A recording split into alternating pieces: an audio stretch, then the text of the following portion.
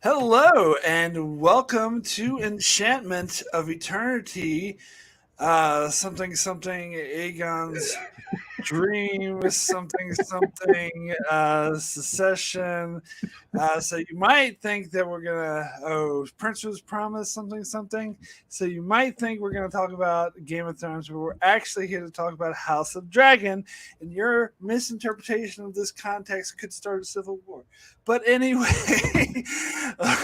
let's go ahead and talk about House of the Dragon, the latest episode, of course, joined here by two special guests, as always.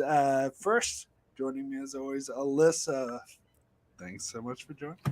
Yeah, good to be back. Actually, I did take the week off last week and really enjoyed hearing Don, the walking encyclopedia of ice and fire, Willie on here. Really, really interesting.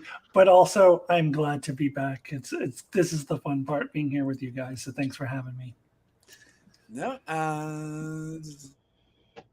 first, thanks for joining, and Darrin back again once again. Thanks so much. Well, Decom before destorm. yeah, pretty much. Yeah, that's what this episode was. Again, nice. There's some nice stuff in with this, but yeah, I'm excited to kind of jump in and kind of get through this little chapter before it all falls apart. Yeah. So I just bought Fire and Blood. Have yet to read it though, so I wanted the more detailed version of events. But from reading Worlds of Ice and Fire, I did not know this even existed in this part of the story. And from what I hear, apparently this is the main plot of the storyline. With Vayman questioning the heir to the Driftmark, is based off of one paragraph. Well, you get a lot out of that paragraph.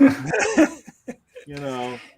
Yeah, there isn't a whole big thing where they go to King's Landing and have the whole thing with the meeting and the dramatic entrance, but that's all. That's all the show. But I think it was probably an interesting way to sort of set up and rev up for what is about to come. And it did. So I don't know. I really like this episode. I wouldn't say that it was a filler episode necessarily, because I think this is a necessary episode. I think it does set up for a lot of things. It develops its characters a bit more, and plus, of course, it was a 6 year time jump. I believe they Mhm. mentioned 6 years. There was at least 6 years. Um, and apparently, this is the last big time jump before we're going to stay in this time period for quite some time. So I think it was important to sort of have this episode to sort of get into it rather than jumping straight into the madness that's about to come in the final two episodes of the season, the storm, as Darren puts it. So I think this was I thought a very satisfying episode. Of course, I kind of knew how this would end because I kind of know what's coming next, but I didn't know exactly how they accomplished it. And of course, the whole shocking moment, huge fan of that. Absolutely love the Vayman losing his head there. But anyway, let's get other opinions. Darren, we'll start with you. What do you think of this episode? Yeah, definitely a good episode. I wouldn't necessarily say it was my favorite one, but I do think entirely necessary, as you said, because things are about to start to go, and you needed to get that set up, and really you needed to have that hope that you could evade what you know is coming anyway. And that's really what they kind of get through with all of this. They have the strife in the beginning, and then the king coming down, and we get to be emotional, and the family comes together. And there is that moment where you're like, can they find a way to peacefully move forward? And even though we know it's going to all fall apart, and that's what we're here to see, we have to be kind of given that hope to see that fall is so much worse. And I think at the end, how they really end up tripping it up is the guy on opium thinking he's talking to his daughter about something you know nothing about, and you just misinterpret, going, oh, the king's final thought is I doused him with opium was, I love my grandson. Didn't even say that. How many Aegons are alive in the family right now? There's at least two, because I think there's an Aegon on Rhaenyra's side. So yeah, I mean, it was a good episode. Yeah, loved and totally called. It was just waiting for the Valerian moment there. The split with that house, you might say. And again, they did get a point where they got me actually emotional with Viserys, which I liked. Since I've been waiting for him to die for episodes now. So, I think to me it all worked out very well. I've heard the video once compare Viserys to the dude from the Monty Python Holy Grail. He goes, I'm not dead! I could see that. He did last much longer than I thought that he would. Getting better. No, you'll not be dead any minute now. Yeah. Alyssa, your thoughts? I guess I'm more high on this episode than you guys, because this is my favorite episode of the season. I think it's I thought last week was my favorite of the episode of the season. I think this week is even better. I think that it's been getting better and better each week, and that's kind of what I thought the show needed to do, and I expect next week to be better. And if it's not, it's a disappointment because, well, I guess I'm coming from someone who knows where the story is going, and if they don't make each episode better, then they're doing it wrong, especially from here on out. Like the last two should be the best of the season. But for me, this was the best of the season because I love how they interpreted that one paragraph in the book, as we talked about before. I absolutely loved the scene where old Skeletor Viserys like limps into the throne room. Like I actually literally was not expecting that. Rhaenyra is just talking about how this is all farce, and then he busts in there. And that whole sequence was just amazing to me. And I just think this is, I guess it's partially because I know what's coming. I think this was a perfect setup for what is to come.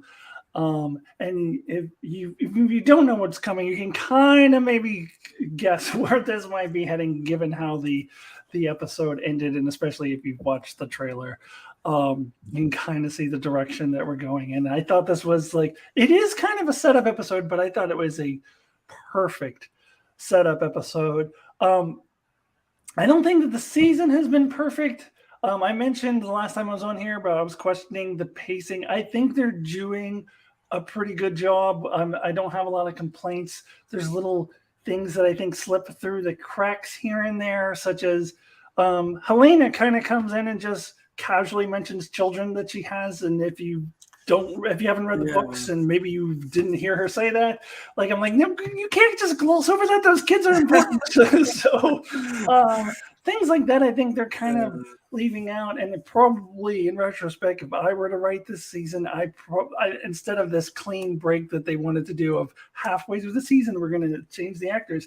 I almost think we should have introduced these kids like an episode or two earlier and maybe spent a little less time in the first, I think the first half of the season was a little slow. But other than that, I think this has been a really strong season, and I am okay with the time jump and the pacing of it. And this is actually where they should be. Where they're going into episode 9 is exactly where I thought they should be. In fact, I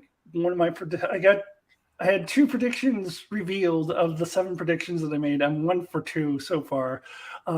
I predicted that Viserys would die at the very end of episode 8, which was kind of an easy one, if you know the book. And that did happen. We'll talk about the one I got wrong later on when we get to that part. But yeah, this is exactly where I thought the show should be at this point. So they could have maybe reorganized things a little bit. I think we could have gotten a little bit more time with the kids. I think they may be rushing through the kids a bit.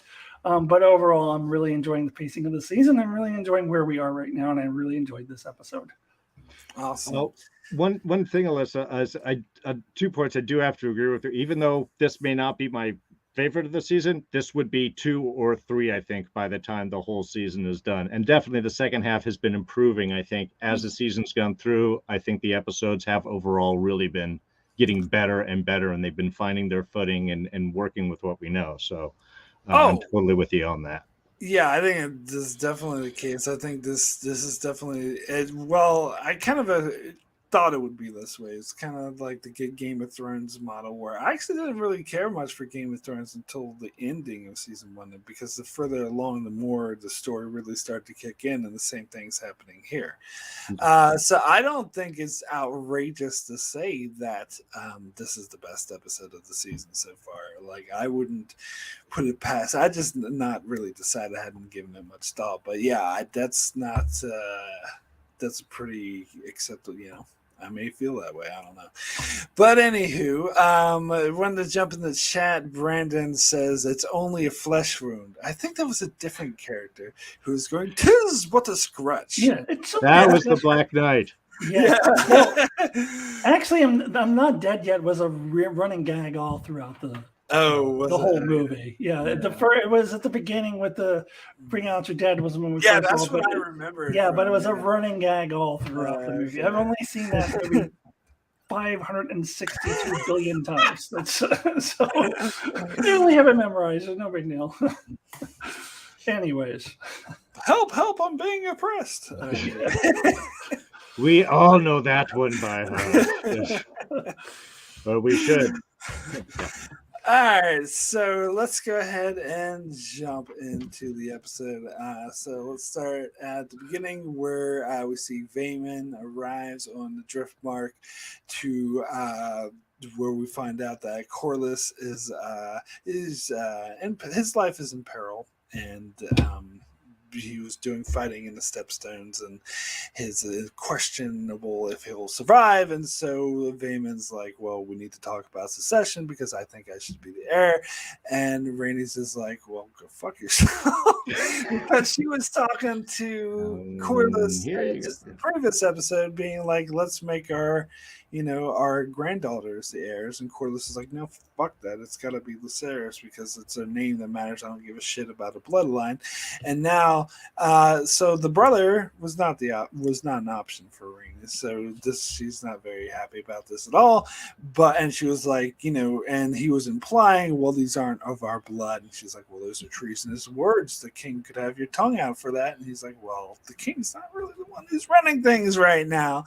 And so she starts to realize this is a really credible threat that's going on. So yeah, I actually didn't realize that this is the direction the story was going to go in, because I didn't really think that I cared about who inherited Driftmark, but then it ties into the overall story and it sort of brings all the other characters together. And it also shows, and this ties into, we saw Vayman in the previous episode giving his eulogy where he kept saying the true blood thick and all, and obsessed with it. And we see that this is what it's leading to. We also saw him earlier in the season at the War Council not getting along with Corlys, who I think threatened. Can't remember what he threatened him with, but he definitely threatened him because he was inciting an insurrection or something. But anyway, what were your thoughts on this opening scene? Alyssa, we'll start with you.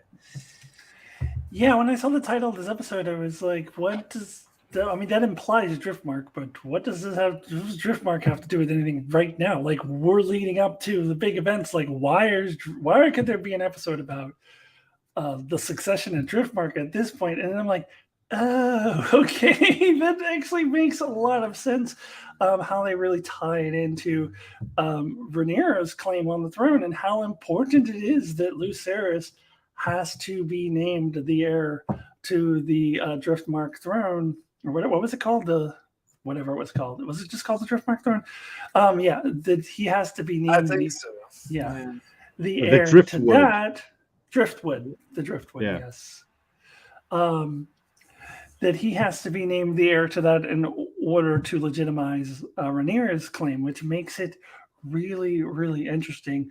And there's good arguments on both sides, and I love how Vayman kind of disputed Corlys's line from the previous week. It's almost like he's debating him 6 years later in a different room, where Corlys, the line that you brought up earlier, Mark, where Corlys was just like, blood doesn't matter, it's the history books that matter. And he kind of disputed that and said, all my brother cares about is the history books. It's blood that matters. I do question like some of the arguments, like why, I don't know, and this might actually have come later in the episode, maybe not in this scene. Like how can a little kid like lead the fleet? Like, well, can he like have somebody else lead the fleet? I mean, why does he have to be the leader of the fleet? So that, I mean, I don't know. There's workarounds around that. But anyways, yeah, I found this a really interesting scene. I love Rhaenys as a character, so I love that we opened up here. Yeah, and it kind of like sets the tone for the episode, and really it kind of gets me into it. I'm like, oh, okay, this is how this all ties to. Okay, I see what we're doing here. So I did really need this scene to get us started. Now it's funny because I heard like the after show and other opinions saying, "Oh yeah, well you can kind of see where Vaemon is coming from, and he makes some good points." But personally, like I just think he's power hungry. I think he just wants power. I don't think he has any good points. I mean, I guess he's right about his bloodline sort of being in danger of ending, but I don't know. I feel like that's his main motivation is ambition. Well, the argument against the bloodline ending is settled when they agree to have her grandchildren marry, because then that's definitely, that indisputably Valyrian bloodline. Yes. So that argument kind of goes out the window when that marriage is happening, and so at that point, like this is later on in the episode, but like I kind of expected him to be like, okay, well, all right, the bloodline's continuing. But the fact that he doesn't, I think, kind of strengthens your point, Mark, that he's more interested in power than the actual bloodline continuing. And one last thing before we get to Darrin, in the chat, Brandon says Vaemon is Corlys's nephew in the books. Is that true? I didn't notice that. He may be, yeah. Okay. I think Brandon is right. I don't remember, but yeah. Well, anyway, Darrin, your thoughts on this whole thing? Yeah, I think you're right. I think the blood is the excuse that Vaemon gets to lean on in order to try and make his claim and move for power. Because his definitely doesn't really show a whole lot of concern for his brother, who may or may not be dying or dead. Or, I mean, I don't think we ever get the actual reveal of what Corlys's state is outside of their wound. He may have the blood poisoning from his wound, some sort of infection. So I think that's really, I think you're on the money that he just wants the power. And again, it is Game of Thrones. This is ultimately what I guess the story is about, is everybody reaches for their opportunity to grab forward regardless of what's proper or expected. So that's pretty much just how I saw that there, is he's just using this as an excuse. I did love the Driftmark throne right there.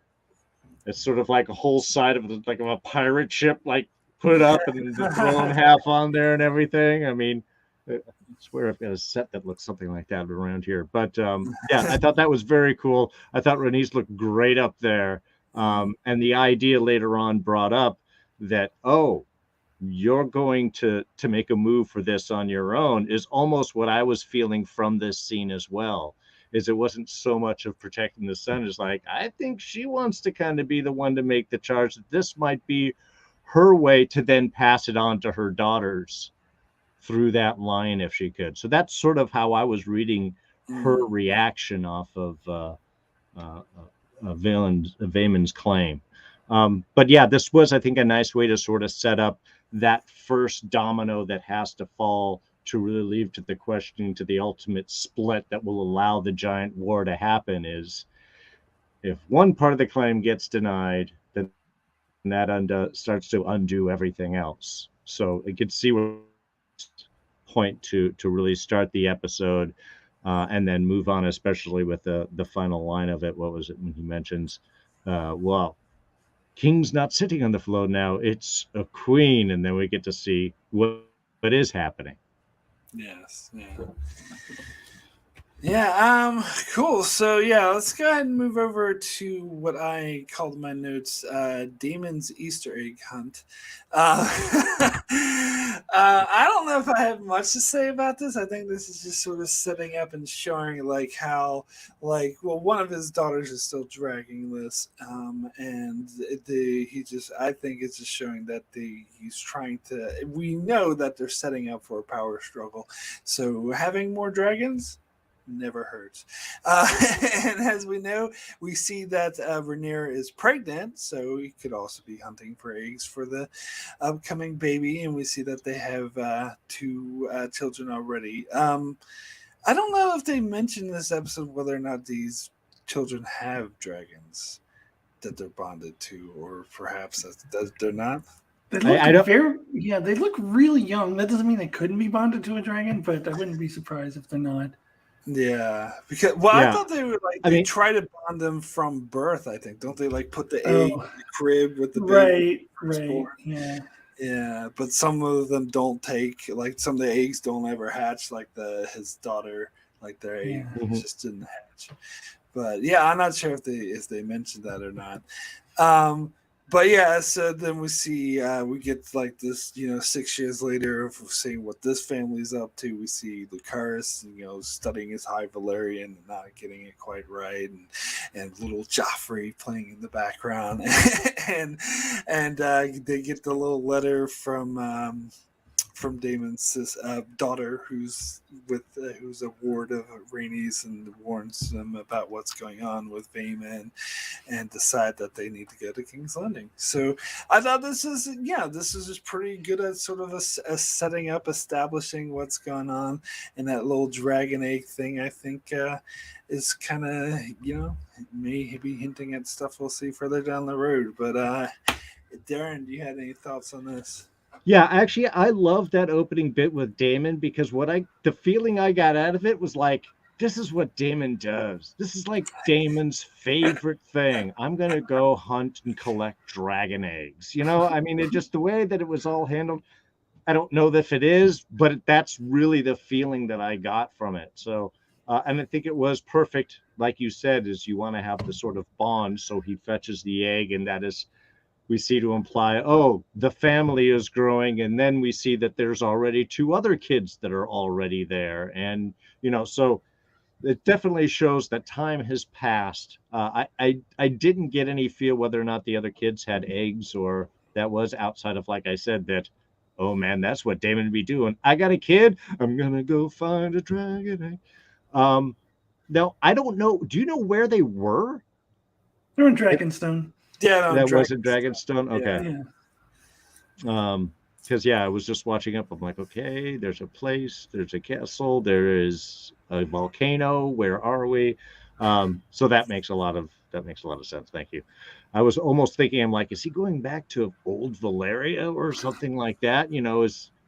But I don't know if they've ever really established how far away or what has happened or whatever the linkage is with Valeria. Right outside, it's across the narrow sea.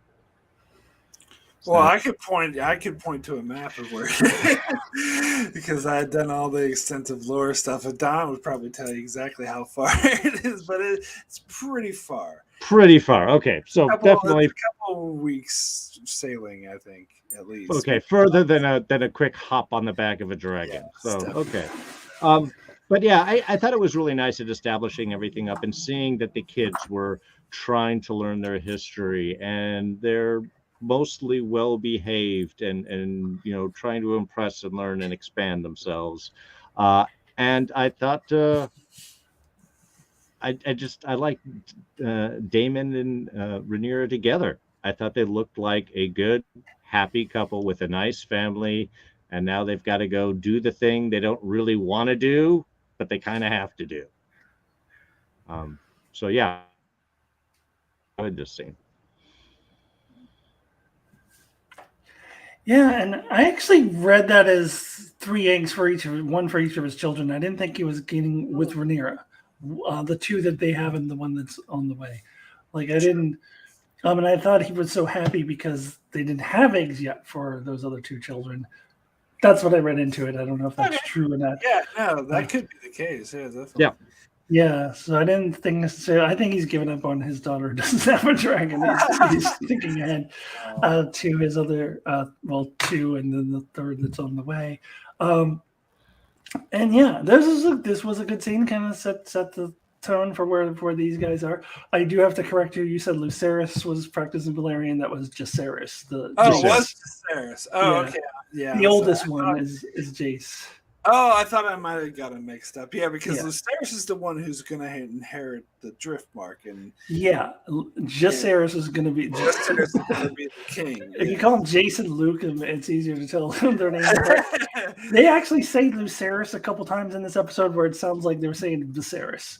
And Viserys said that, and I thought he was talking about his grandson that was named after him. Like, what does he have to do with anything? But he was saying Lucerys. They all the names sound so similar.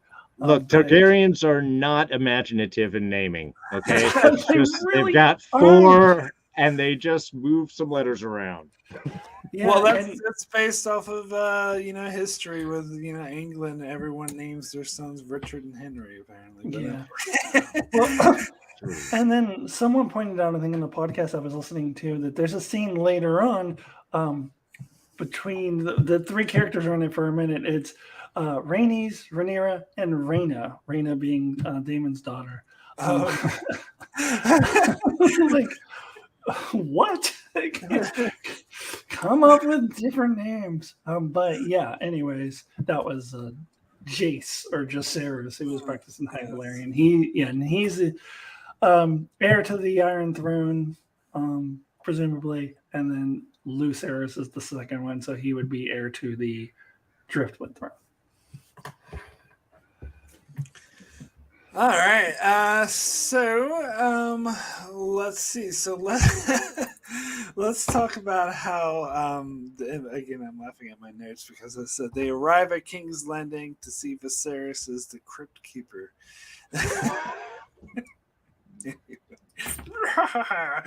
Anyway, yeah. So this was a pretty interesting scene. We see that same no one's there to greet them except for that same dude we saw who would said his support when she was bleeding all over the floor. But he's here again, so he definitely supports her. But other than that, their reception's kind of cold, and they see that the King's Landing is quite different. All the Targaryen murals and art and decor is torn down in favor of the the 7 things everywhere, and apparently Alicent has found religion and has all these symbols all over her and everything. Yep.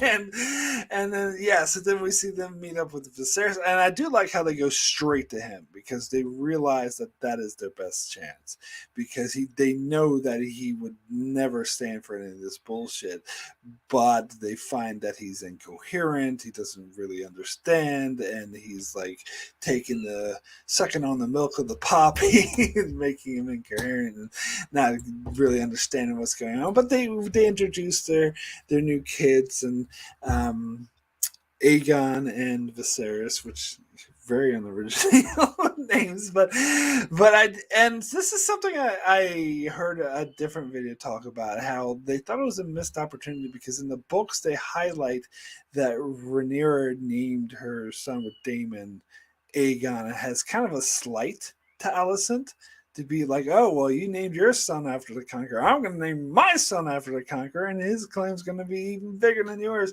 And maybe they'll touch on that in a future episode, but it did seem like they kind of gloss over that and just be oh, this is our son Aegon, and maybe a bit disappointed they didn't actually dwell into that. In fact, I remember reading the book said something like Alicent was enraged when she heard that Rhaenyra named her son Aegon. So I was kind of disappointed they skipped over that. But yeah, no, it was can't really show everything, I suppose, but it was still really interesting scene. It did sort of set the stakes for this episode because it made it almost clear that they couldn't really rely on Viserys, who I think at one point forgot who they were.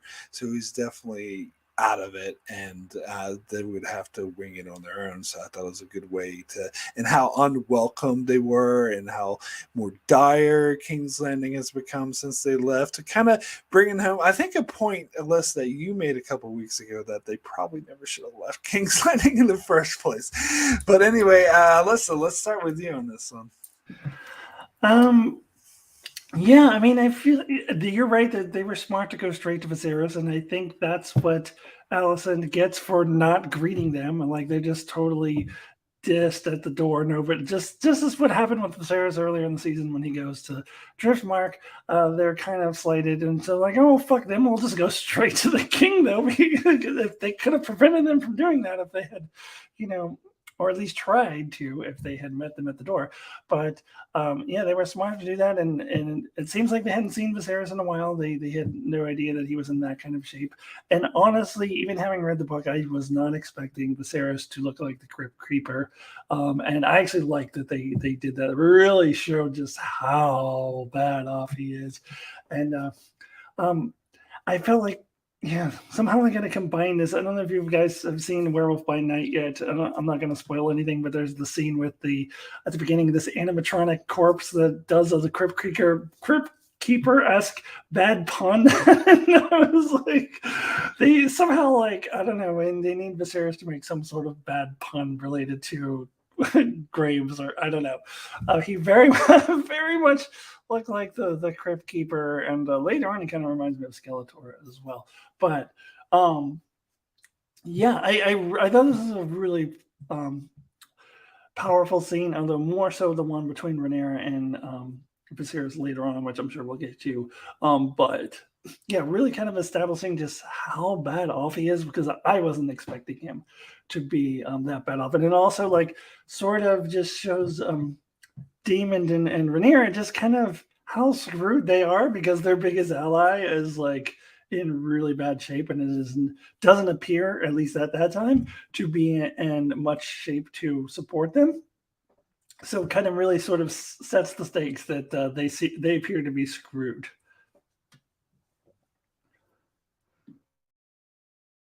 Cool. Darrin, your thoughts on this whole thing? Yeah, actually going to the king, I was like, thank you for doing the smart thing, because that is, you have to bypass Alicent and everything. And you're right, it was the perfect payback for, well, if you're not going to show up, then we'll just go do the things that we're supposed to do. So yeah, I did really enjoy that. It was nice again seeing the family and seeing Viserys' kind of reaction, that the family has expanded a lot more.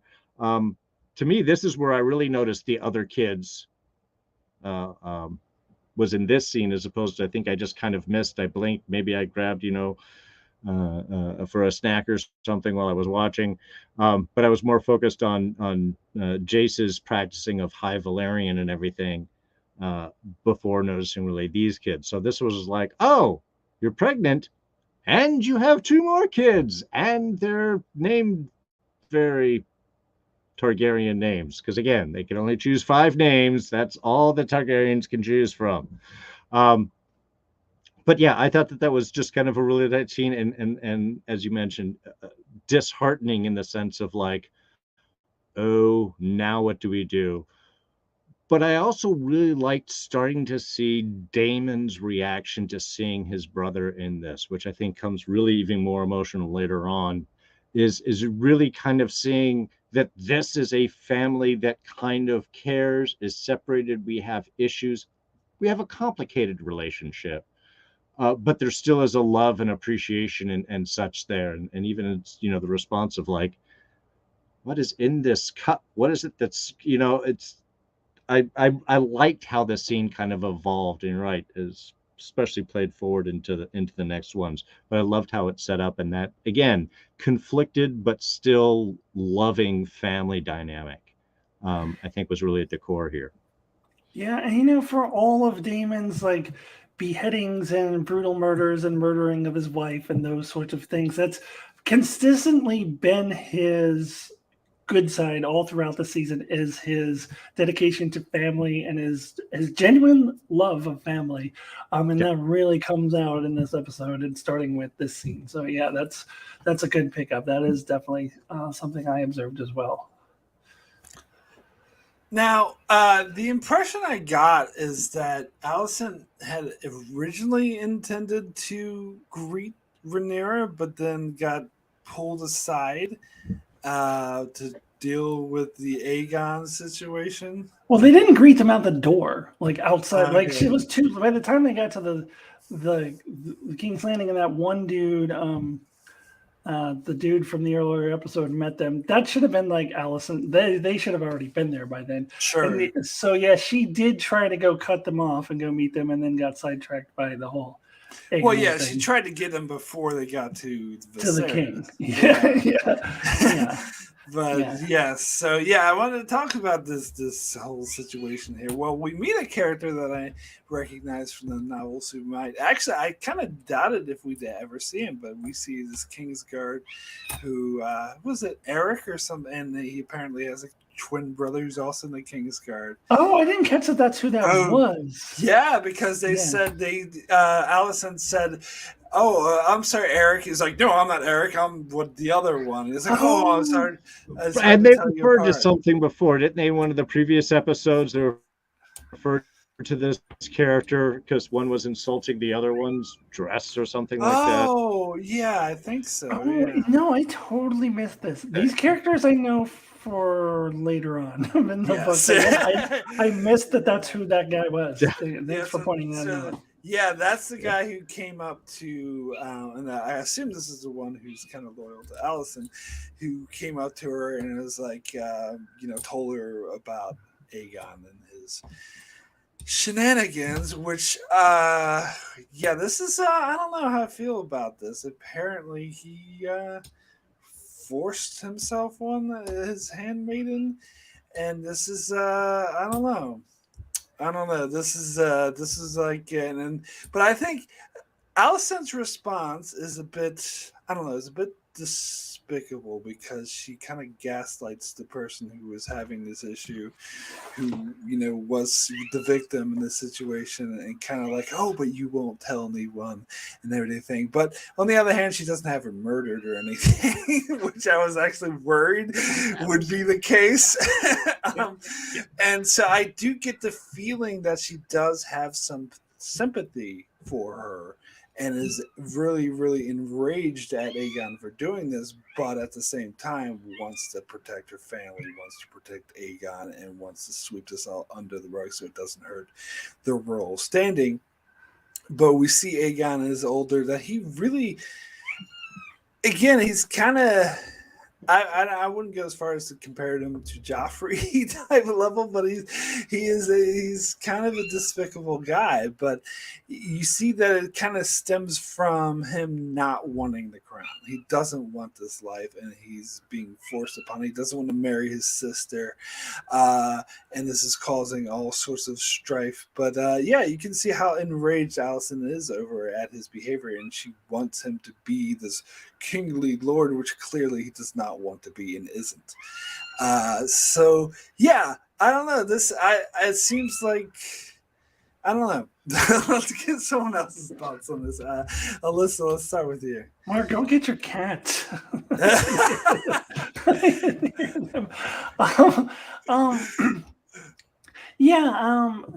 If it was Cersei, she would have murdered the girl. So I mean, at least she didn't have her murdered. And I do think she has genuine sympathy for the girl, but at the same time, her priorities are her son being the king and their son, as you said, Mark, kind of being the king that she wants him to be, which he definitely is not. But she has to keep this under wraps. So at least she doesn't have her murdered. She gives her money, sure. But yeah, it's still pretty despicable. And I kind of saw it coming when she gives her a hug and she's like, but I'm concerned about, I'm like, yeah, here it comes. I'm concerned about how this is going to look.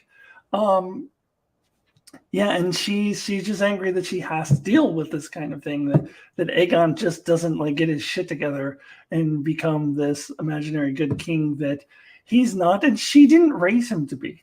I mentioned in an earlier episode how she instilled hatred in him.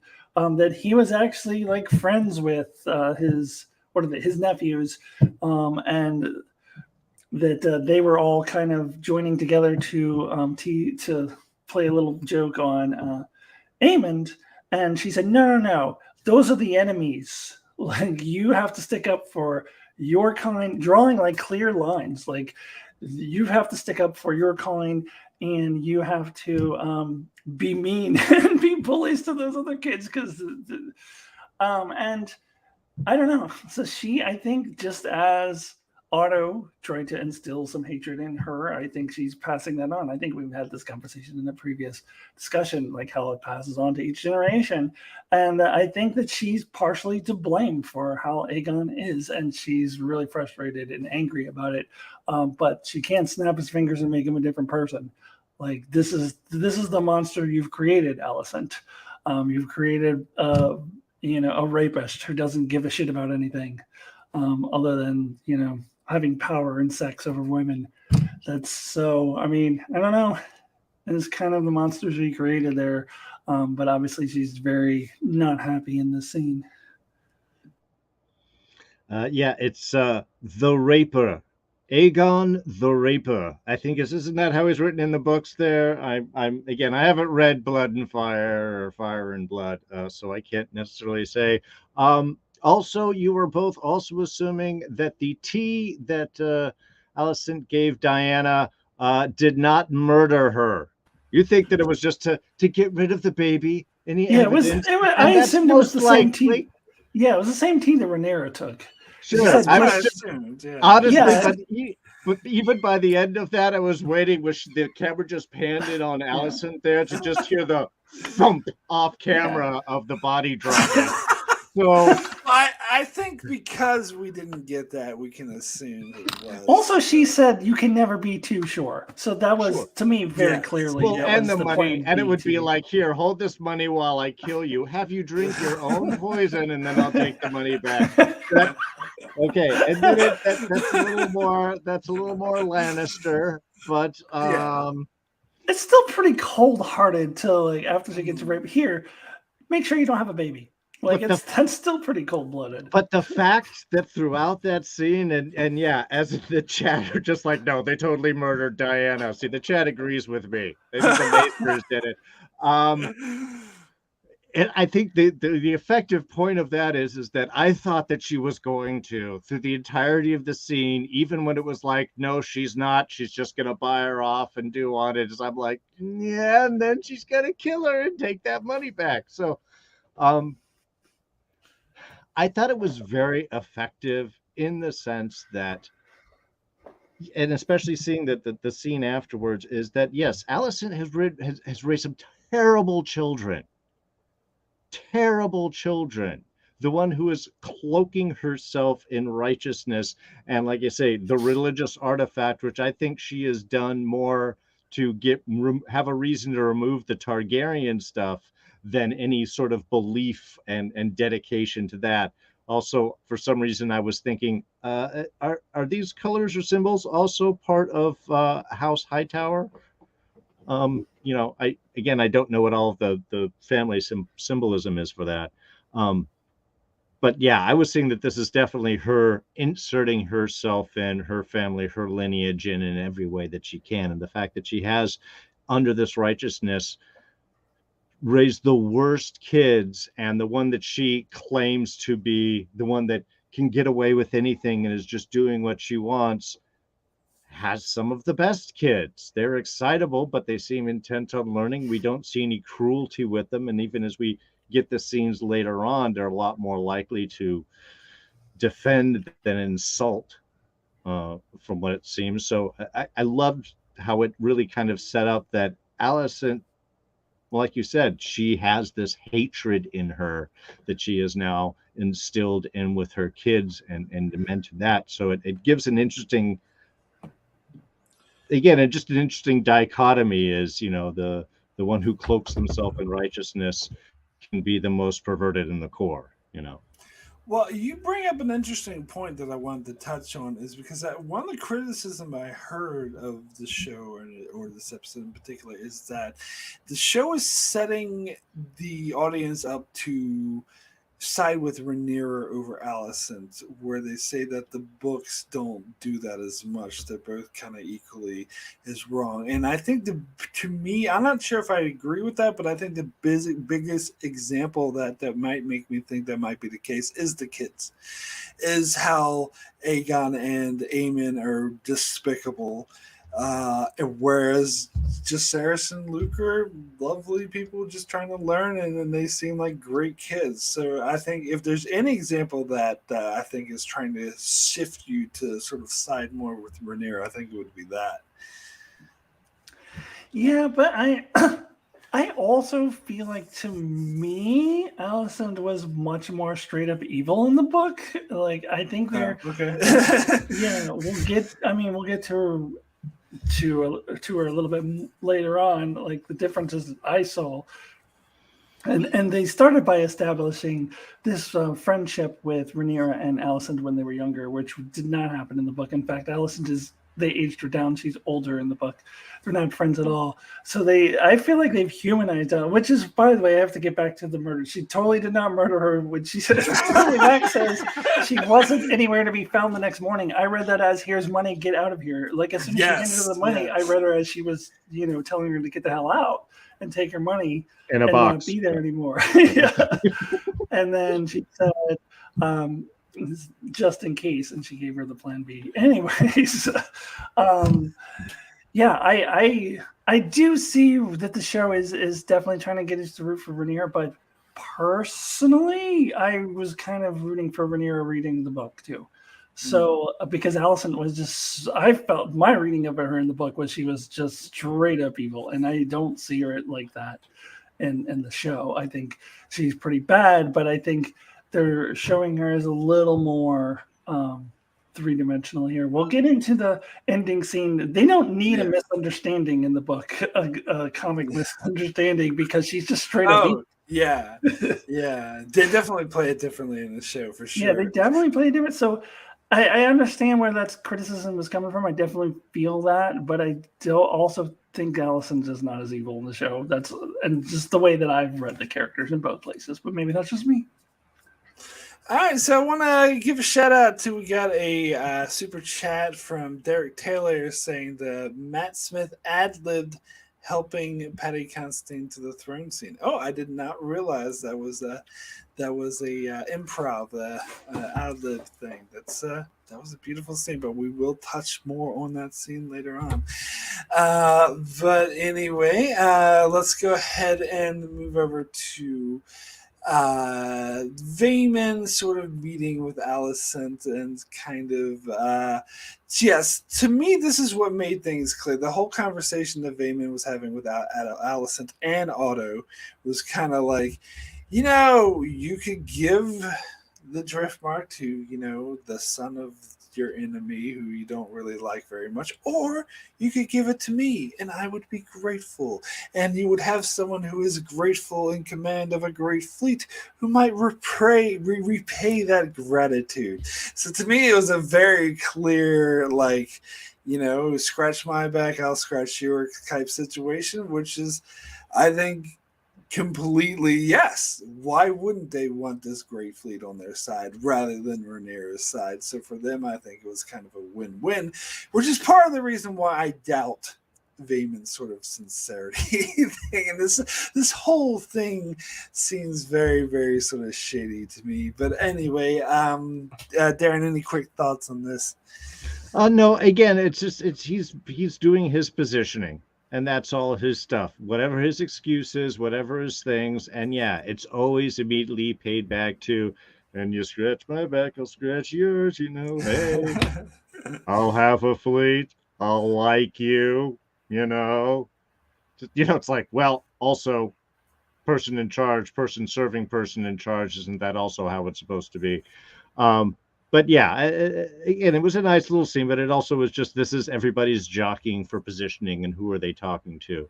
And this was, I think, a much more, I don't know, basic, obvious kind of just political ploy versus when we get the princesses talking later.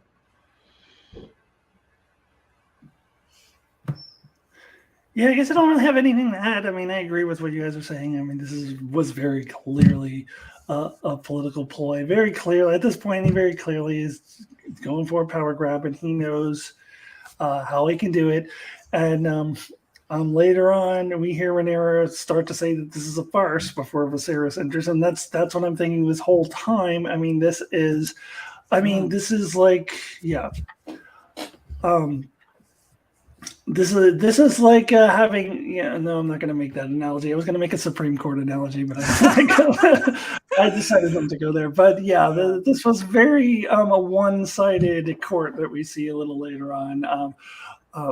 They were already leaning that way, I'm sure, but Vayman's little, I could be on your side and have this great, that, it was a done deal at that point. Rhaenyra had no chance other than what ends up happening. Mm-hmm. Yeah. And I did want to point out in the chat, Joseph saying that it's a proxy legal ruling to create the precedent that the strong boys are not legitimate and thus can't inherit the Iron Throne later, which, is exactly right. Like, this is a way of them to sort of, the roundabout way to do this, because they know while Viserys is still alive, incoherent or not, would never stand for just Jace, let's call it, Jace being outright delegitimized. But if they go this roundabout way of doing this, they could probably get away with it, and that's what I think it was, really. Well, yeah, and I think we even had Otto talking to Alicent.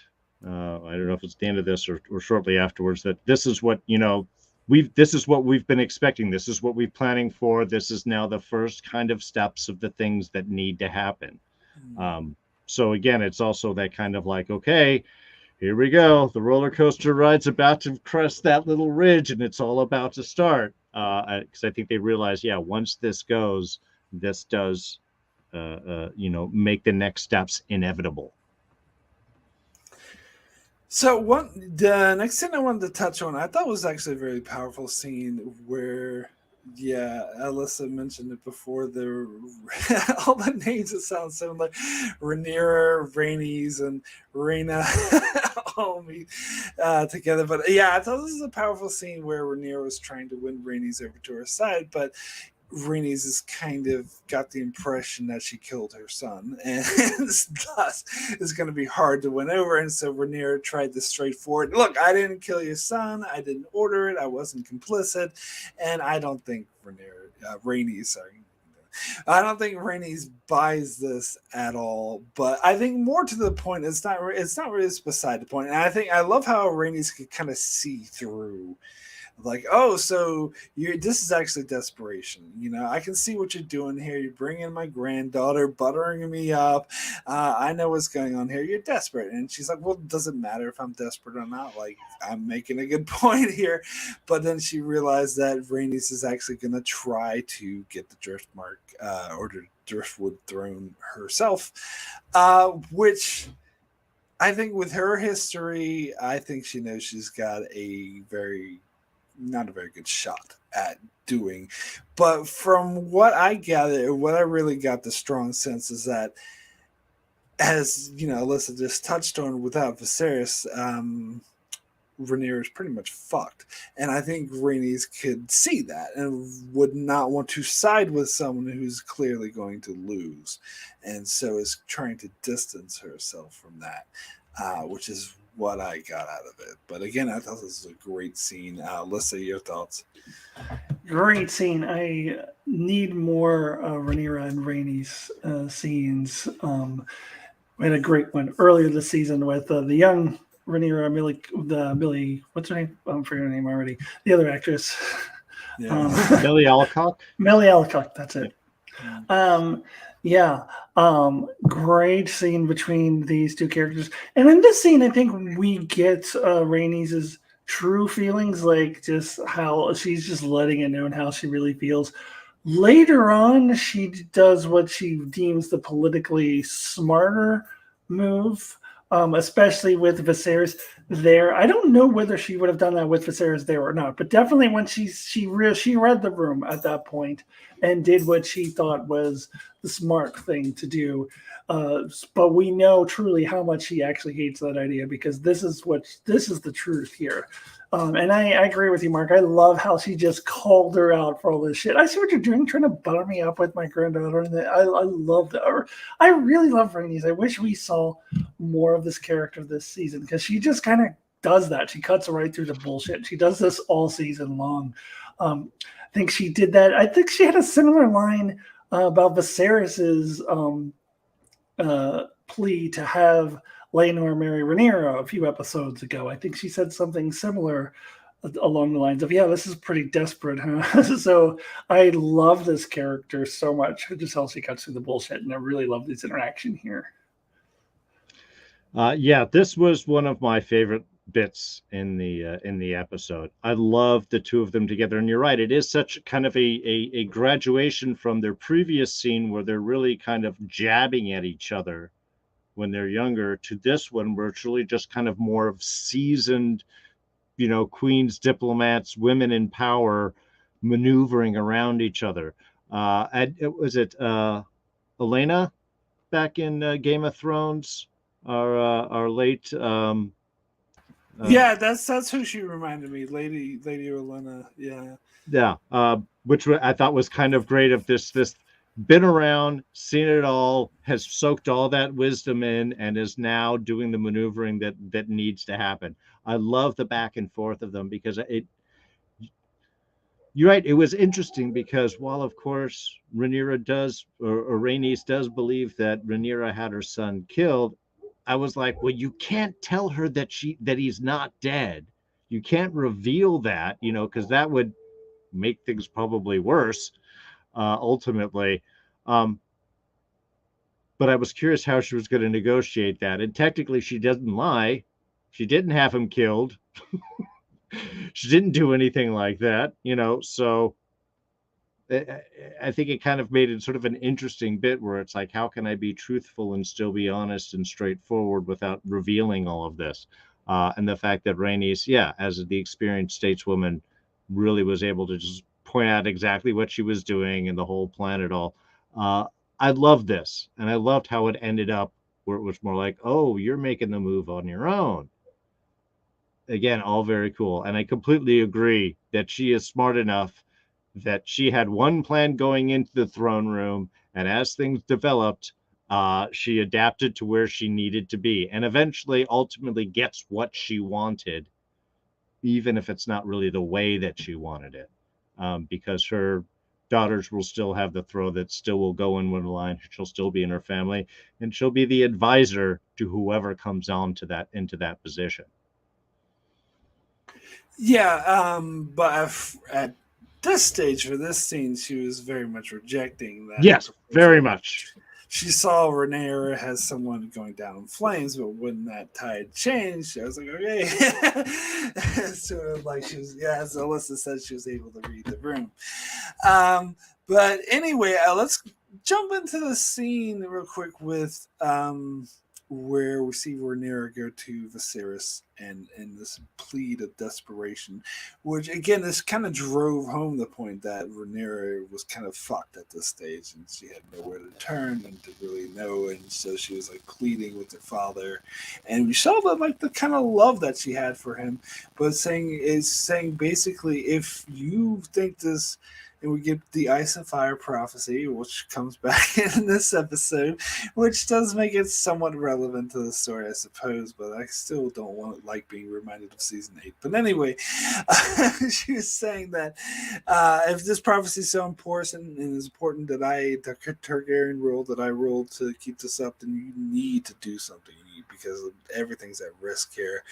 And it was a really touching scene. Don't know if I have anything else to say about it. Alyssa, I don't know if you had more to say about this scene.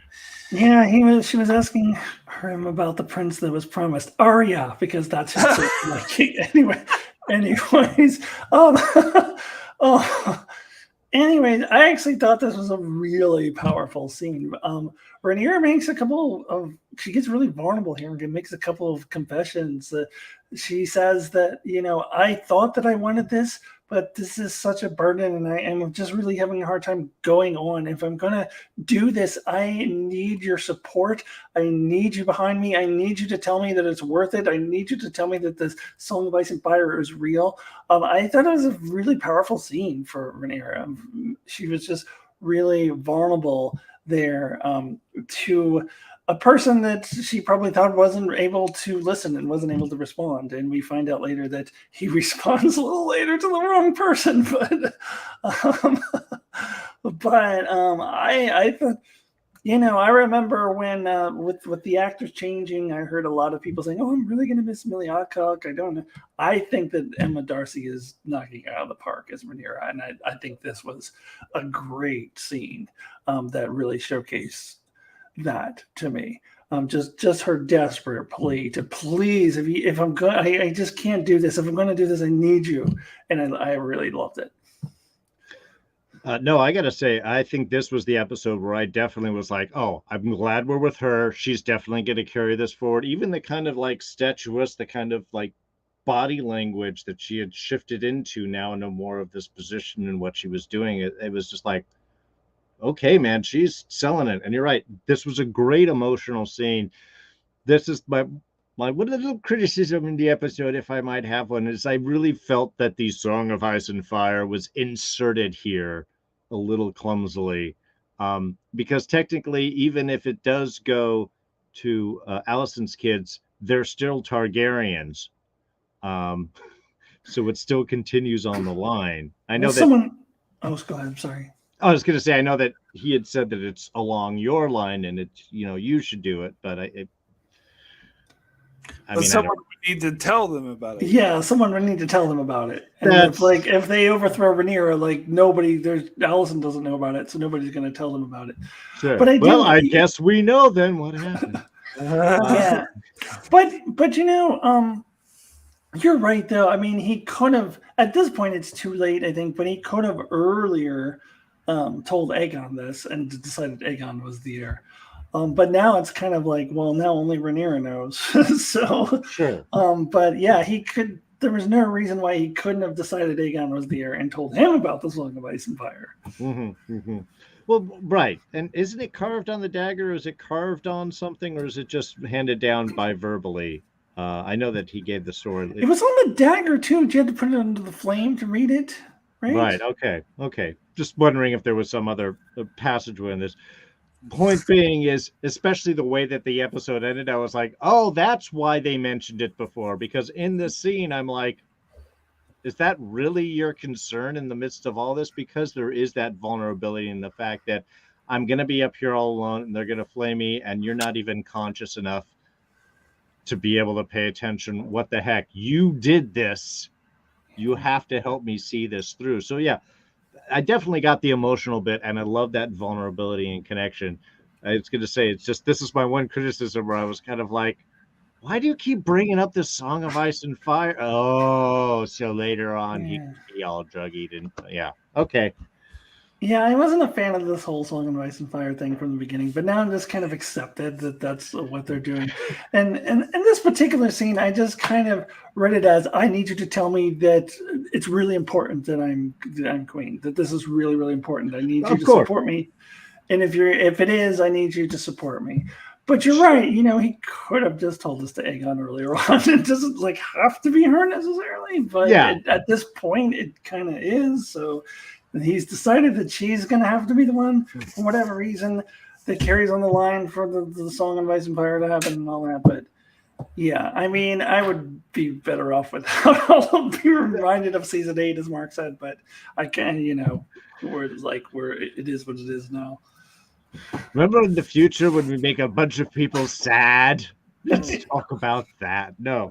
Like I said, it was emotional, and I do appreciate where it was coming from. And I know from a writing standpoint, you have to throw it in so that it can pop itself up and do its damage later on. We'll talk about that when we get to it. So I think it's clear that Rhaenyra's sort of pleading did stick. Like it broke through with Viserys because we do see him go to Otto Hightower and be like, I want to have a dinner and stop giving me milk of the poppy. I want to be like coherent, and so this leads to the big scene that I want to get to now, where we have the whole petition is heard in court, and we see Otto Hightower sitting on the throne, being like, "I speak for the king." Like the fuck you do. You're clearly speaking for yourself.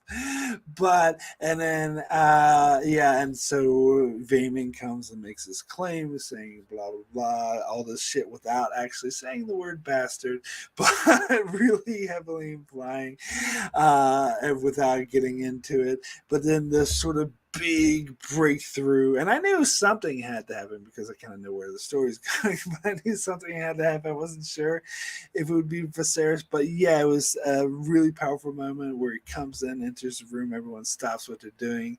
I do like how Rhaenyra, when she started to defend herself, being like, this whole thing's a farce, but I don't think that would have fell on deaf ears. But then, Viserys comes in, and I like the look. I like how they play this for like a really good moment as he walks up, and we see the look on everyone's faces. We see how displeased that Allison, Otto, and Vaemon are, because they know this means that they're now fucked, and their whole plan is shot to shit, which is beautiful. But then we have this beautiful moment where Daemon sort of helps him, because at first, the Kingsguard tried to help Viserys to the throne, but he's like, "Oh, go away," and then Daemon comes up. I said go away, but he sees his Daemon and lets him help. I'm like, this is what we were lacking, the beautiful moment. And we saw earlier in the season that Viserys was really desperate to sort of make amends to his brother. And we see now that if Daemon was still have a lot of resentment, but now that he sees the state his brother's in, he's kind of disarmed and is able to connect with him in that way and put the throne on top of it, which apparently was ad-lib. Absolutely beautiful moment. I don't know. We'll touch on this real quick before we move on to the next part. Darrin, we'll start with you. Yeah, Joseph, I agree with you. I swear I didn't cry at all during this scene. Again, I've been counting for the old man's death for episodes now, and I got emotional. Not saying there were tears, but I will admit that I got really emotional. And I loved how they dragged it out to really focus on how much of an effort this is for him, how much of course, of course you have to wait. You can't pick him up and carry him up to the throne. But it really allowed it to really hang there. And yeah, that when Daemon came and picked up his crown and tried to help him up into his shelf, it was perfect. It was what it needed. It was that breath of like hope. And again, like the king is back. And again, whether you like Viserys or not, I can't see how this scene would fail to bring you up to that feeling of joy. And especially from Rhaenyra's standpoint, because you're right, it's like, okay, I'm in a stacked court. They already want me out. The judge wants me out. The jury wants me out. The prosecutor wants me. Everybody wants me out. What hope do you have? And so his reappearance just reinvigorates everything. But I think adds a level of, I don't know, of weight to it. The proceedings don't seem more like some routine like this. This now has weight and meaning to it. I think, again, just for the idea that the king has come forward with this face mask on, with a nice Phantom of the Opera look, which I thought was great. I'm the king that's gonna come and judge on you. Sorry. I thought was awesome. So yeah, I know we'll get into the rest of it, but very emotional scene. I think played beautifully. I actually kind of stood up and cheered when Viserys walked in. I was like, yes! I honestly was not expecting that. Although I will say, his mask to me looked more like the crab feeder was like, did he take the crab feeder's mask? Where did he get that from? But yeah, really powerful scene. And again, as I said of Demon earlier, like through all his faults, through all his brutality, all the really just brutal things that he's done, he has consistently shown caring for his family. So seeing his brother in this state, it doesn't actually surprise me that he reacted the way he did. But it was such a it was just a tender moment. Yeah, and the fact that Viserys allows him to help him after, as you said, telling the Kingsguard to go away, and then once he realized that it was Daemon, he allowed him to help. There's such a sweet moment to have them connect before the end of it.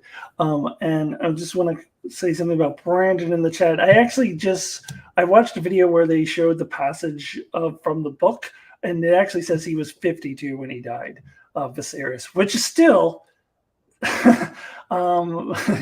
again, check it off for, I guess he's got that form of leprosy and he's got all kinds of different things wrong with him, but it definitely seems more like 104 than he got that 52. Obi-Wan age disease that, at Yeah. point just ages you like at 2 Yeah. decades. To be fair, the show could have aged him up more than it was in the book. I mean, he also should have been, I think, about 26 or so when he took the crown, which he looked a lot older than that in the book, in the show. So they may have aged him up. All right, so let's get to the rest of the scene, which I thought was absolutely amazing, and I like how Viserys starts this thing. It's like, I'm a bit confused. I'm sure some people talk like, oh, he's delirious, he doesn't know where he is, but no, he knows where he is. He knows what's going on. And he's like, what? I thought this matter was settled. Why are we hearing petitions? What's going on here? And I don't think he is aware that this is like. I don't think he sees any fault in Alicent in his hand, and I don't think he realizes that this is kind of their doing to try to grab power. But he does see it for Vaemon, obviously, and I think that's all he sees this as is just Vaemon being greedy and trying to steal his grandson's rightful succession, and so he very quickly starts dismissing it. And I like how he's like, well, none of what any of you had to say make it matter. It only matters what Corlys was thinking, and Rhaenys is, his wife, so she can tell us. And this is when, of course, she had talked about earlier, saw where the tide goes, that Rhaenyra's clearly going to win this now. And so, hey, I'm going to marry my granddaughters to her kids, like all on board. And that kind of seals the deal. And Viserys is like, yeah, great idea. What a great announcement. Everything's settled. Is going to, Driftwood Thorn's going to Viserys. And then Vaemon just cannot let it be. And I don't know. I watched the actor talk about this in the after show, and he studied this character, and sure, the actors always have sympathy for their character and empathize with them, trying to get in their mindset. But he was like, "Oh, he's honest and true to his word, and he wouldn't let this go." I'm like, "No, he's a greedy bastard who doesn't. He was a sore loser and doesn't like being defeated." And so it's like, "You don't get to tell me," which is. We know this is not going to go well. You can't defy the king of the Seven Kingdoms outright in the middle of court and expect to live. And I love, and some of the chat mentions there, the part of the scene I love the most when he was getting at, when Viserys is just trying, well, what claim do you have? Why do you have a claim better than my grandson? And he was like starting to say it, and Daemon was just like, say it. Come on, say it. And I actually thought that Vaemon would be smarter. That Vaemon would see what Daemon's getting at, and was like, "Oh, you want me to say it? I'm not going to fall into your trap, so I'm not going to outright say it."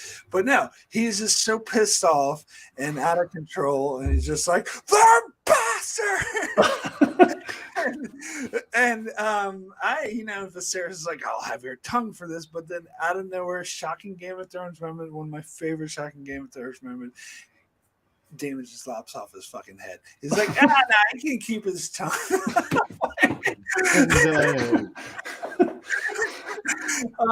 Which is totally in character. In fact, I was kind of thinking when we're earlier in this episode, and it looked like Rhaenyra was totally fucked. I'm like, Damon's probably just gonna have this guy killed. But he kind of plays it smarter and waits for the right moment and has this perfect moment. It's like taunts him, yeah, come on, just say it. Come on, give me a reason to lop off your head. It's fucking amazing. Absolutely loved it. And this to me makes a lot more sense why Damon gets away with this more than the Kristen Cole thing. But anyway, yes, Alyssa, let's start with you on this one. Yeah, and I think I mentioned this before, but I think he loses all credibility for the argument that he wants to continue the blood as soon as Rhaenys announces that her granddaughters are going to marry Rhaenyra's sons, because at that point, the bloodline is secure because they are definitely Valyrian blood. So if you cared about blood, then that's when you're going, okay, well, this sucks, but at least I know the bloodline is going to continue because my definite, what is it, the nieces? I don't know what yeah, or grandnieces, grandnieces.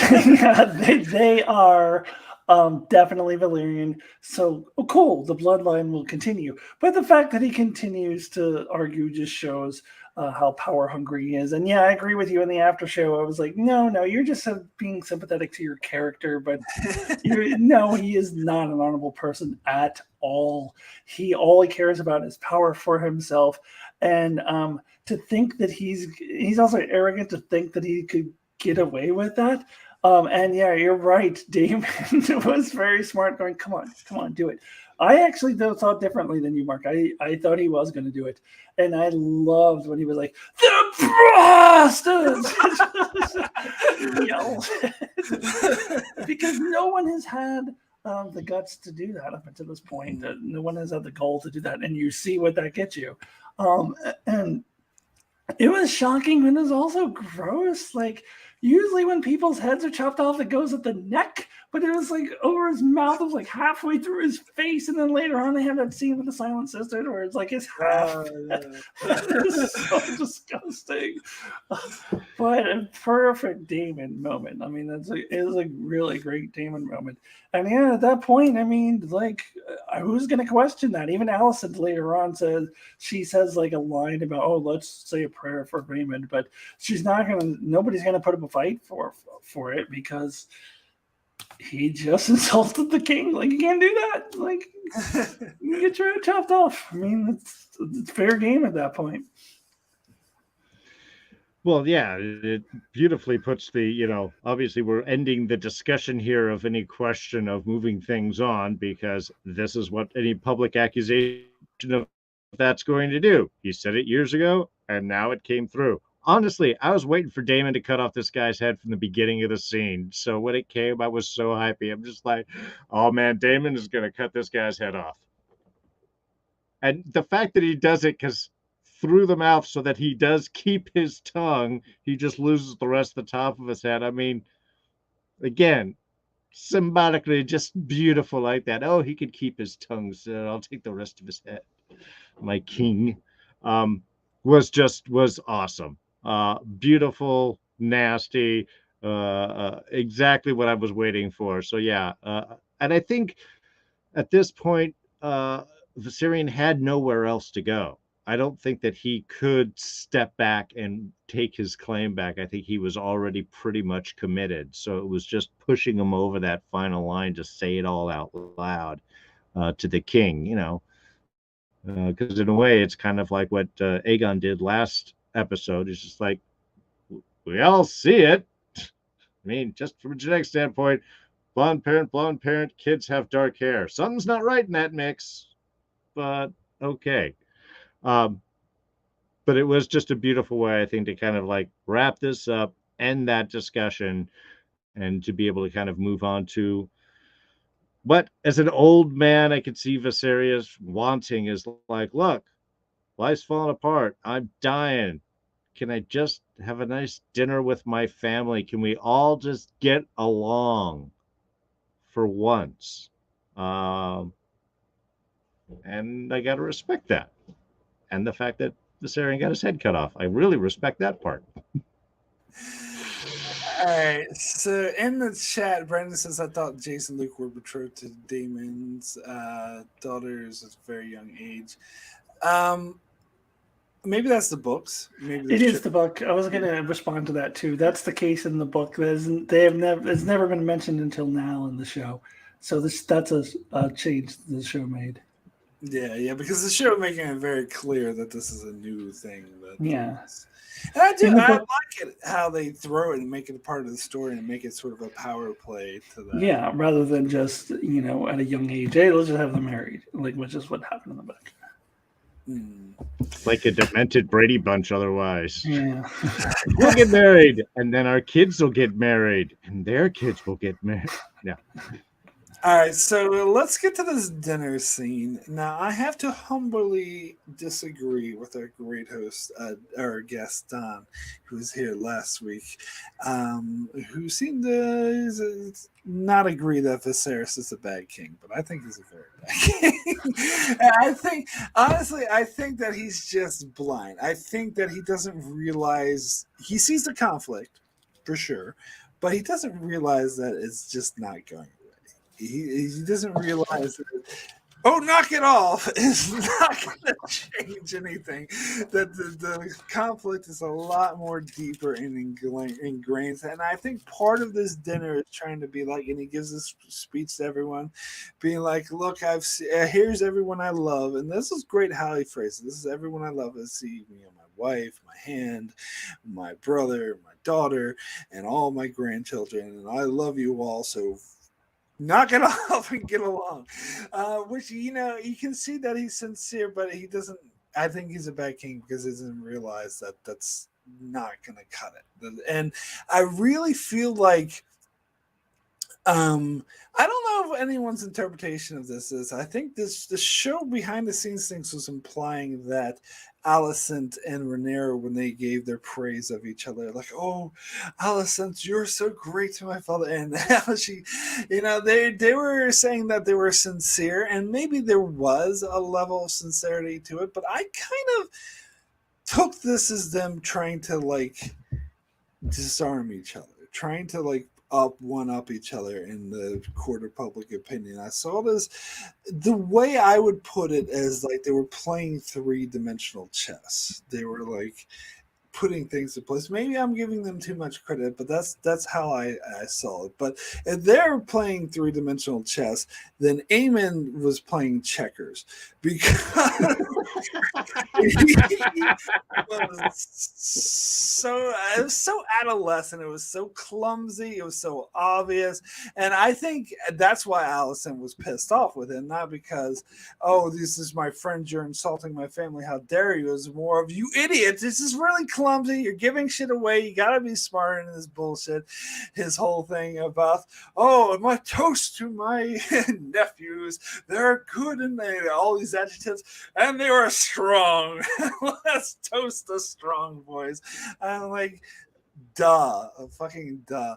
But I, maybe this is revealing a lot about his character. And of course, Jace and Luke aren't much better because they let themselves be goaded by this adolescent, very obvious goading, and tried to attack him and led to a huge fight. And so, yeah, I feel like it does show the difference between these kids are still kids, and they're maybe not at the level that Alicent and Rhaenyra and Daemon are at yet. But one other thing I also wanted to mention is that it was pointed out to me that, God, what's the daughter's name again? That married Aegon?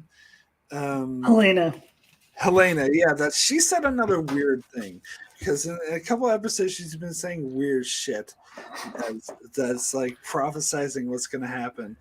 And so this time, I don't know if I'm giving it away, but I actually went back and watched the scene with closed caption. I was like, I could read exactly what she said. She said, "Beware of the beast below the boards." I have no idea what that means, but but it was weird and out of nowhere. But anyway, it's also we get the jabbing of Aegon like hitting on freaking was it Jace's betrothed and like go. Yeah, I don't know if that was Bela or Reyna. Which one Yeah, it was? I don't remember which one it was betrothed to. Bela or Reyna, one of the two. probably the older one, I would assume. Yeah, but I don't know who's the older one. I don't remember. I can't remember. But anyway, yeah, and how he was like, it does show how he's kind of this despicable smoocher or whatever, or ladies man or whatever, not very successful, but he's just trying to goad him, and I think it was Jace who gave the toast to Aemond. I think he was being sincere. Aegon, yeah, he was trying to be the better man, I think. Yeah, I think he was, but of course it wasn't reciprocated very well. But then, he danced. Oh, what was Helena or whatever said something about, oh, it's not so bad being married, your husband ignores you. I was like, that was really sad. It really unless he's drunk. Unless he's drunk, yeah. How sad that whole situation is, and I think maybe that's why Jace like danced with her, but I think the brothers did not take kindly to him dancing with her. But I don't know. But I did notice at the end of the scene that Daemon, after Aemon did his adolescent insult, that Daemon stepped right in front of him and gave him this looks like, come on, dude, really? And it's kind of foreshadowing maybe some conflict between the two of them. So yeah, overall, I thought this was very, very powerful. Darrin, we'll start with your thoughts on this one. Yeah, I think Alicent had Aemon go watch a copy of Cyrano de Bergerac to learn to insult a little bit better. Come on, man, have some style. Don't go for the direct. But yeah, see, this is one of those where I felt that there was a level of sincerity between Alicent and Rhaenyra. I think that after the king had roused himself, come down, kind of put his kingly statement down, pretty much disrupted the argument that would have supported an argument against, who's going to be king next. Where does the line follow in? I think there was kind of fuck, the king just woke up and just undid all of her plans. And I think Rhaenyra kind of making that statement of appreciation and honor towards Alicent kind of stirred her enough to maybe step forward and do this. Now, however, the depth of their sincerity, I think, could easily be called into question. I can tell you that the way that I saw it was, like I said, this is the teased temperance before it all goes to hell. This is, oh, maybe we have put this behind us. Maybe we can move this forward. Almost some statement of your children will always be safe, even in my queen, or some type of, reassurance is almost where I was expecting things to going. And in fact, as the scene ends and we have Rhaenyra saying, I'll come back on Dragonback and we can, hang out more, it really overall gives this feeling of we could get past this. We don't have to fight. And I think that's really what this scene did, even despite the disruptions of the kids, where, yeah, you've got Aegon that has to poke at Jace. And the moment Jace pokes a little bit back, he can't deal with it. You can just see how kind of like shallow that he is. Oh, you're going to insult my wife, my betrothed, but I even asked your wife to dance, and now you're all just like, and then Aemon's stumbliness afterwards, where again the implied statement is, yeah, but we can't let this go, but maybe the kids can. I really enjoyed how this was kind of like set that hope, even if we aren't really expecting it, that the show has to give us this moment of, no, I think we can peacefully go together. We can all do it. It's Viserys says, gets his final moment of family together and maybe peace is being set aside.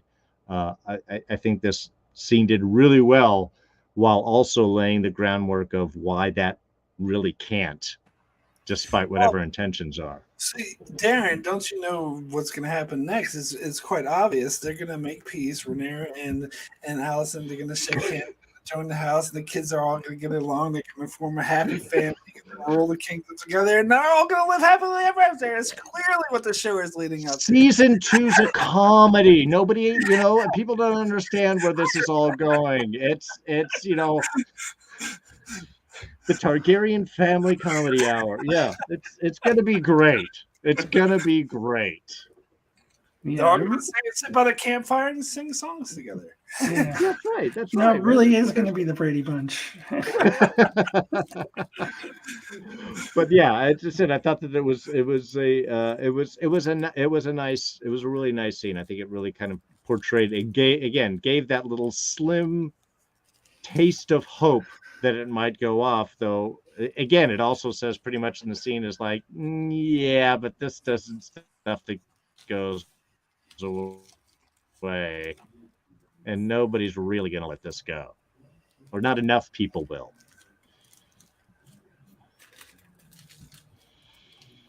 Oh yeah, so what about yeah. So say, what did you think? Yeah, so as far as Rhaenyra and Alicent, I kind of agree with Darrin. I took them as being sincere. For Alicent, I was kind of reading it as she's now willing to concede that Rhaenyra is going to be queen and maybe not kill her kids. That maybe they're building back some of that trust. And again, this is a change in the show because the fact that they established this friendship that they had when they were younger that does not exist in the book. So I feel like they're kind of legitimately trying to reconnect to that and trying to find a path back to that. And I think that's why you have to have the comic misunderstanding at the end, because that is where Alicent was like, oh no, well, he wants Aegon to be the king. So otherwise, I think she would have accepted Rhaenyra as queen, maybe begrudgingly. But I think she was starting to rekindle that friendship and starting to maybe trust. I mean, it wasn't instantly fixed, like, oh, we're best friends now. We're going to have the Brady Bunch comedy next season. Like, it wasn't like instantly healed.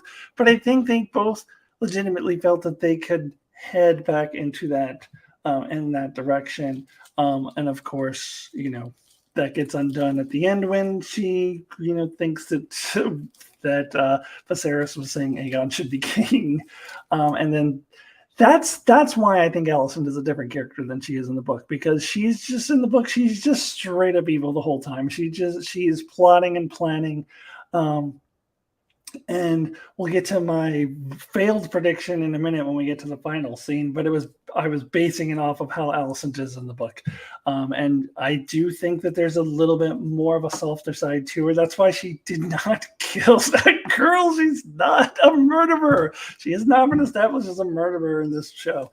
But yeah, I think that I did read some sincerity with both of them, at least that they were ready to begin the healing process. But that obviously doesn't happen. Now, the kids, of course, not at all. And Alicent has already raised them to hate their nephews. So there's really, it would be hard to turn back on that one. And I agree with you about Aegon not being, or Aemond rather, not being the most tactful. But his lines there do come directly from the book, and I loved it. It's like it's word for word right out of the book, and I was hoping that they would have that line in there. And even if I hadn't known that he said that in the book, you know where he's going with it. And they're great, and they're proud, and they're strong. Just shows what a douche that Aemond is. So I actually really love this. Is actually the second week in a row. This is the second week in a row where they've taken an Aemond line directly from the book. The line last week about I may have lost an eye, but I've gained a dragon. That was also directly from the book, and I love that they included that too. The show is including the right lines, I think. So yeah, Aemond is he's so dumb, and he is a douche and has no tact. But I did really like that scene. Well, it's interesting because I kind of see Aemond as almost a reflection of Daemon in the sense of just the way that they look, the fact that they're kind of weapon guys. I mean, we established early on that Aemon is training and he's, he's a good fighter and so on, that I would see that Aemon's like, nah, I can't let this go. Can I let it go? No, I can't let this go. I have to fuck with you a little bit, which I see off of Daemon too. I think Daemon at this point, even earlier, had a little bit more cleverness in his approach.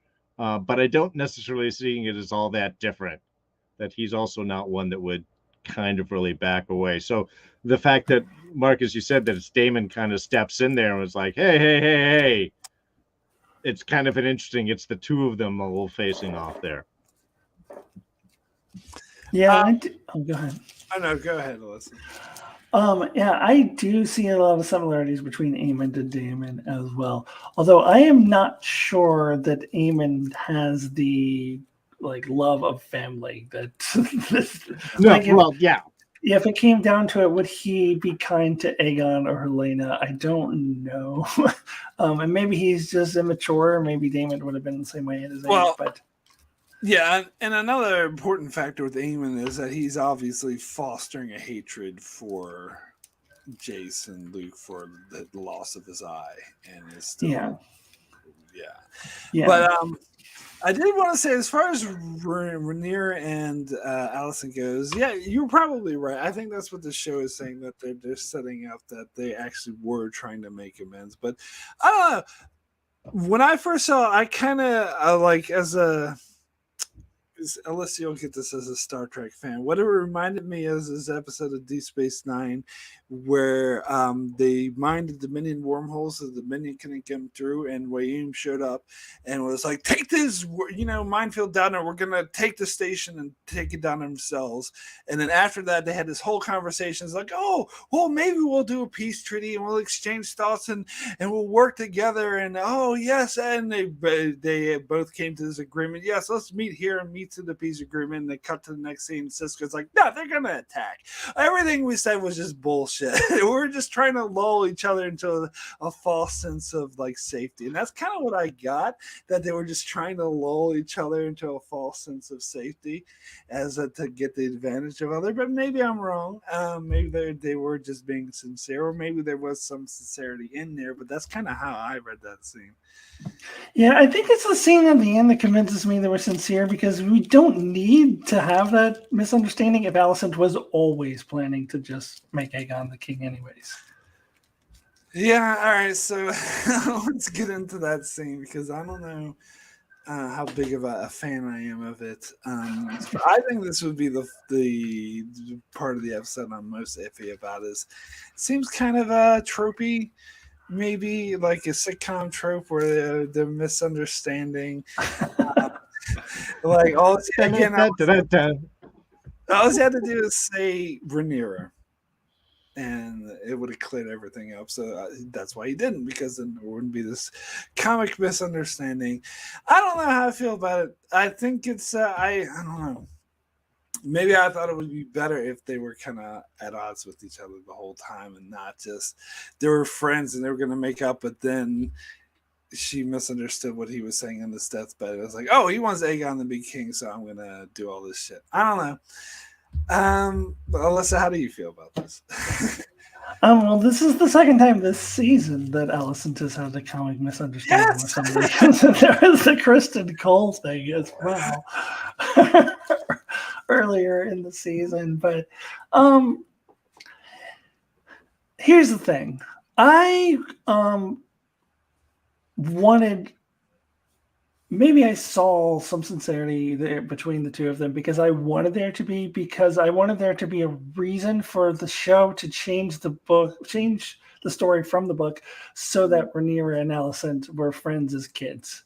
So I wanted some callback to that. I wanted some connection to that. So I want to believe that they generally were at least willing to start walking the path toward peace, even if it would be like a long, hard road, until She hears from what she thinks she hears from her king that I am naming Aegon my heir. So then she's like, whoa, well, now I have permission. So now this is what we need to do because now the king is on our side. So and if that's what it takes, I'm not a fan of the comic misunderstandings. I didn't love it earlier in the season with Kristen Cole either. But if that's what it takes to kind of show that friendship that they established in the early season was worth it, like that was there for some reason, then I'm on board with it. So I guess at the end of the day, I am not bothered by it. Even though, yeah, I'm generally not a fan of that kind of thing. For me, it works just because it helps give a reason for the friendship that they had and that they could actually reconnect. And that is actually a thing that could happen, except for she believes that her king just told her that Aegon is the king. Yeah. And why confuse the fact that you just gave him a big old swig of opium and now he starts talking about things, and that's when you're going to believe that he's going to do this sudden change of mind that just even hours before he was supporting where the lineage was supposed to go. Yeah. Also, we're also assuming that wasn't poison and she wasn't trying to kill the king for siding against her at that point. I mean, again, if you want to read her as evil, I guess you could look at it a couple of different ways. But no, this is just when Lily here in the chat, Lily Mack in the chat mentioned it. In my opinion, it's lazy writing, the misunderstanding, and I get that we need to have a reason for them to kind of reconnect of what their childhood, and if you're going to make that change in the storyline, because this is where I was buying it. They were coming together. The fact that this is almost where I'm not entirely convinced, though, or like I said, is these old hatresses. If they may have fostered this a little bit longer, they could have actually made this a piece, I think. But the fact that obviously Viserys dies immediately afterwards, there's not going to be any chance for that. And I think whatever he says, her mind is just using as the excuse it's looking for to do what she wants to do anyway. Because, yeah, again, Aegon, both of them have kids named Aegon. Aegon is like the grandparent and the great-grandson at this point. There's Aegon on the wall. They have egg for breakfast. All I'm saying is this is not an unexpected name to be used around Targaryen. So drawing that kind of confusions with ice, fire. Okay, I'm going to ignore. I don't know most of what you just said, but I recognize name and my son's name and king. So obviously that's what you're trying to say. Good night, folks. It's all been solved. So yeah, she's going to do this anyway. I'd almost like it that she was just kind of like, oh, I don't, and then saw her kid, and her dad's like, there's only one way to protect him. And, well, the king's dead now, and now it's up to me, and then make that kind of choice to do it because, oh, my drunken husband, just before he died, after I gave him a big old he mentions my kid's name and something about setting him on fire. I don't know. I will say, Darrin, your read of that scene actually makes me appreciate it more. It makes me like it a bit more that Allison is just using this as an excuse to do what she wants to do anyway. Like she's hearing what she wants to hear, and maybe she was generally leaning towards, yes, I'll support Rhaenyra, I'll be her friend again, but something inside of her did not sit right, and then hearing the mumblings of her husband on his deathbed is like, just gave her the excuse to do what she really wanted to do in the first place. Yeah, I agree. Yeah. And when I say she was willing to accept Rhaenyra as a queen, I think reluctantly so. Like, well, this is how it's going to be. But this gave her the excuse. And I absolutely agree. She heard what she wanted to hear in that. And so now she has the excuse to do what she really wanted to do before. Yeah, because I don't think if the king hadn't died this night and Rhaenyra had come back on Dragonback and they spent a few days or week kind of reconnecting, I think there was a chance they could have laid the foundation to actually make that more than a reluctant, but kind of like, okay, this is how it is. But yeah, in the midst of that, it's like, oh, we almost had something, but no, my kid can be king. Okay, fuck you. Yeah. Yeah. Well, I got to circle back to something else Darrin mentioned about, well, maybe she poisoned him. That is the prediction I got wrong. I predicted Wouldn't that that be wrong? Viserys would die at the end of episode 8, and then the next prediction was he would be poisoned by Alicent. Because in the book, they say that the official record is he dies in his sleep, but some speculate that Alicent might have poisoned him. And reading the book, I was like, oh, she definitely poisoned him because she said it in the book. And so I thought that the show was going to go there and show us definitively that she poisoned him. Now, there's a chance that later on they could retroactively say, oh, yeah, we totally poisoned him. I mean, that's not impossible, but to me, that wouldn't fit with the whole, like, ice and fire thing and the thing of her like needing that excuse to go forward. If she was poisoning him, then she doesn't need that excuse. So I don't think that's where the show is going at this point. Although it is previously what I thought the show was going to do. I thought that they were going to definitively show that she poisoned him, but unless they retroactively say that she did, that it doesn't seem like that's where the show is going, and I don't think it would fit at this point for them to say that. So I think the show has given Alicent, I mean, they're making her a little tiny bit more compassionate than she is in the book. And so I thought the show was going to go in that direction, but they didn't. It's Alicent the poisoner and Aegon the rapist. That's how the family's known. I don't know. I haven't read the book. I'm just guessing. Yeah, I mean, but it's very clear. I mean, she could very clearly, see that if he wanted to say yes, make my son Aegon the heir, that he would speak more clearly. He wouldn't say shit like Song of Ice and Fire, and he wouldn't wait till it. And also when he's like drugged up out of his mind seconds from death, like I think this is what she wanted to do, and I personally think she would have found any excuse to do it, but she's latching on to this one. Yeah, I think it was the excuse that was convenient and desired. Okay. Yeah. So in that case, it makes me feel better about it because it's not so much of a comic misunderstanding. Oh, I thought you said, did you say make Aegon some eggs? I thought you said put him on the throne.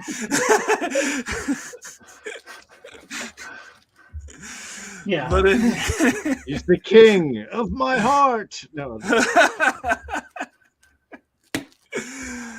All right, so I think we can go ahead and end thoughts on this episode here, unless any of you had any final thoughts on this episode. Nope. Okay, so I want to thank everyone for joining us. Everyone in the chat. No, I think Lily, Brandon, Lily, who else have we got here? Joseph and Duke Chronic, great to see you, and Derek, everyone for joining, and of course everyone in the archives, thank you so much for watching, and of course thanks so much for my guests for coming once again to talk about this lovely show. And Darrin, this time we'll be seeing you Thursday night, so if you want to give people a shout out of what you're up to and what's going on. Oh, yeah, you can catch actually the trio of us. I'm really excited. We're going to be back together in just a few days over on my channel, D's Reviews, as we do the closeout for She-Hulk. It is the big season finale this week. So excited. Who's the bad guy? I have some guesses, but we'll save that until Thursday. So Thursday night, 6 o'clock Pacific, live. You can catch us over on D's Reviews. Really excited to turn this out. And then, of course, I'll be back here next Monday also with these lovely people to talk more House of the Dragon. All right. And Alyssa, what are you up to these days? Where can people find you? You can find me over in Alyssa Jean Reviews, besides being on Darrin's channel this week to talk about She-Hulk. I am also covering Star Trek Lower Decks every week. I'm also doing Star Trek Top 10s. I've got 2 coming up this month. The first one coming on Friday, which will be the worst of parallel universe and alternate timeline episodes in Star Trek. So if you're a Star Trek fan and you haven't checked out my channel yet, why haven't you not checked out my channel? You should just check it out and subscribe. And then if you're a House of Dragon fan, I will be doing my season-long review after the season is over in a couple weeks, and I will also be reviewing all of my predictions. So far, I'm 1 for 2. I made 7. The last 5 are still to be determined, so you can see how I did at the end of the season. So please come on over to Alyssa Jean's Reviews and check me out. Cool. And if you're finding me for the first time, my name is Mark. My channel is Enchantment of Eternity. I do these House of the Dragons discussions. Every week we'll be covering the last 2 episodes as well. And then once that's over, I will do my own personal review for the entirety of season 1 of House of the Dragons. And I also cover other shows, doing Star Trek Lower Decks weekly, and also Lord of the Rings of Rings of Power. Just got 1 more episode left. I don't really see how they could justify the season in 1 episode, but we'll see. And then maybe I'll have some Star Trek top 10s coming out as well. Maybe one that has ranking the pilot episodes of every Star Trek show. So maybe keep an eye out for that. And be sure to subscribe to Enchantment of Eternity for all that. Anyway, thank you so much. Thanks to everyone. And we will see you all next time.